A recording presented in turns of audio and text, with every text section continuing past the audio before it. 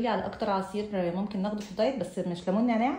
والايس كريم هنعمل ايه فيه بقى معانا ولا ايه؟ وشويه حلويات كده بس تمشي في الدايت وتمشي كمان في الحر اللي احنا فيه ده، ما تبقاش سخنه.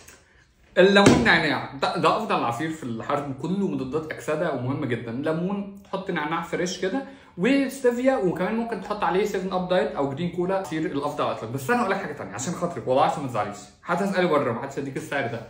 في واحده بصراحه لسه شايفها هي اللي عامله الفيديو ده، بتعمل الايس تي بالشاي الاخضر بس مثلج وتحط عليه ستيفيا وبالنكهات. ده ظريف جدا وعايزكم تجربوه تقولوا انا جربته امبارح وكان حلو جدا. الايس كريم في حاجتين، هنعمل حاجتين. اول حاجه زبادي يوناني، معلقه ويبنج كريم وكاكاو خام، جوز هند مبشور كده، ستيفيا او مونك فروت، وتدخله ساعتين ثلاثه هيبقى زي الفل وظريف، واقعد اقلبه كل شويه وهيبقى حلو جدا. في ناس جربته قالت حلو. وفانيليا، سوري نسيت، ومعلقه فانيليا. وفي برودكتس كتير جدا دلوقتي، في وندر فيت ايس كريم زيرو شوجر زيرو جلوتين، وفي بروتين عالي اصلا بيتعمل دلوقتي، اغلى شويه وطعمه ظريف جدا. ولو انت بره مصر هتلاقي مليون نوع تاني، فده حاجه عاديه. العصير بتاع الليمون نعناع ينفع كل يوم، انما الايس كريم ده اولا في اليوم ده مش هتاخد فيه الدهون الصحيه بتاعتك، يعني مش هتاخد مثلا مكسرات ولا تاخد مثلا معلقه الزبده او زيت الزيتون في الاسبوع من مره لمرتين، ده هيبقى حلو جدا. الحلويات ده هقول لكم حاجه اقسم بالله ساعه جدا. معلقتين دي لوز، كاكاو خام، فانيليا، سكر دايت، زبده جوز هند، قلب، تحط في الميكروويف دقيقتين ولا حاجه، تروح حاطط عليها بقى ايه الايس كريم اللي احنا لسه عاملينه. بعد ما تطلع يعني نسيبها شويه تروح حاطط عليه الايس كريم اللي احنا لسه عاملينه. فانا قلت لها عشان هي بس كانت بتتحداني، قال يعني احنا مش متفقين قبل الفيديو على ان احنا ازاي تبقى الحاجه دي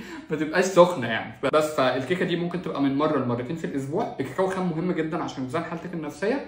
العصير ده كل يوم عادي خالص. الناس اللي هتجرب في الكومنتات تقول لي يلا بينا في الكومنتات، انا اعرف ان انت هتجرب معايا وتيجي تقول لي كده الموضوع ده عامل ازاي. وما تنسوش ان انا بس مش دكتور محمد عصام، دكتور الدايت، انا صاحبكم في الرحله.